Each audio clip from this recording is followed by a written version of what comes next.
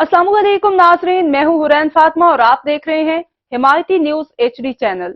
नजर डालते हैं आज की अहम खबर पर। वज़ीर आला पंजाब का नोटिस, सब्ज़ार से अगवा होने वाली बच्ची बाजियाब।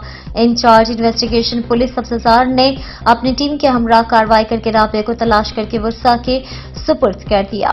SSP investigation doctor Anosh Masood Chaudhry ने पुलिस टीम को बच्ची की बाहिफाजत बाजियाबी का टास्क दिया था। बच्ची के अगवा का मुकदमा इसके भाई ने थाना सब्ज़ार में दर्ज करवाया था।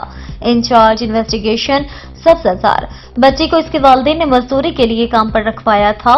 बच्ची राबिया ने मालकान के घर से भागकर शादी कर ली थी। राबिया को सीसीटीवी कैमरों और ह्यूमन इंटेलिजेंस की मदद से तलाश किया गया। बच्ची को बाहिफाजत तलाश करने पर वालिदैन ने इन्वेस्टिगेशन पुलिस को दुआएं दी और शुक्रिया अदा किया।